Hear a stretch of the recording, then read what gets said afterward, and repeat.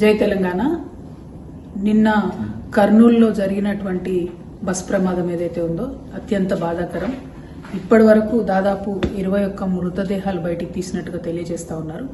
చనిపోయినటువంటి కుటుంబ సభ్యులందరికీ కూడా మనస్ఫూర్తిగా నేను నివాళులర్పిస్తా ఉన్నాను. మీరందరికీ కూడా ఆ భగవంతుడు ధైర్యం ప్రసాదించాలని చెప్పి నేను కోరుకుంటా ఉన్నాను.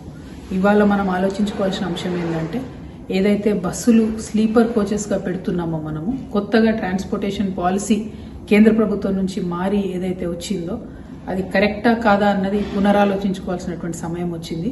ఎందుకంటే ఢిల్లీలో ఇట్లాంటి ప్రమాదం జరిగింది, బెంగళూరులో ఇట్లాంటి ప్రమాదం జరిగింది, ఇవాళ కర్నూలులో కూడా ఇట్లాంటి ప్రమాదం జరుగుతూ ఉంది.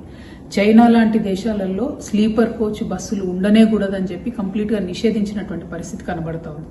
కాబట్టి ప్రభుత్వాలు ఆంధ్రప్రదేశ్ అయినా తెలంగాణ అయినా ఓవరాల్ గా సెంట్రల్ గవర్నమెంట్ అయినా ఆలోచించాలి.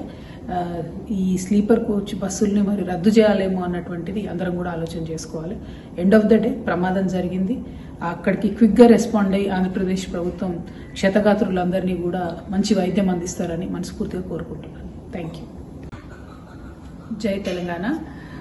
Unfortunately, there has been an accident reported at Kurnool in Andhra Pradesh where 21 dead bodies have been so far recovered.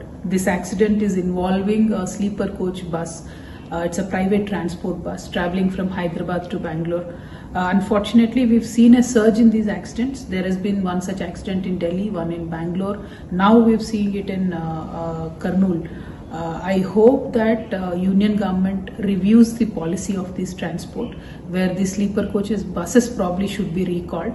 China, a country like China, has completely banned the sleeper coach buses.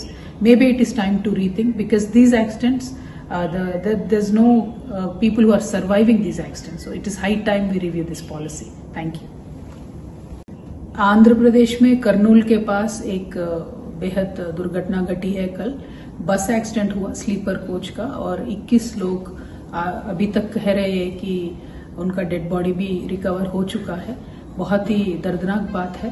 हम यही request करेंगे union government से और also Andhra Pradesh और Telangana government से कि ये जो नया ट्रांसपोर्टेशन पॉलिसी में जो स्लीपर कोच बसेस अलाउ करने का जो दिया गया है फैसिलिटी, उसके वजह से काफी सारे हमने एक्सीडेंट्स देखे हैं. दिल्ली में अभी ऐसा ही एक एक्सीडेंट हुआ था, हादसा हुआ था, बैंगलोर में हुआ था, अभी आंध्र प्रदेश में हुआ है. तो शायद अभी स्लीपर कोच बसेस को वापस लेने का वक्त आ चुका है. इस पे रिव्यू करना बहुत इंपॉर्टेंट है. Thank you. जय तेलंगाना.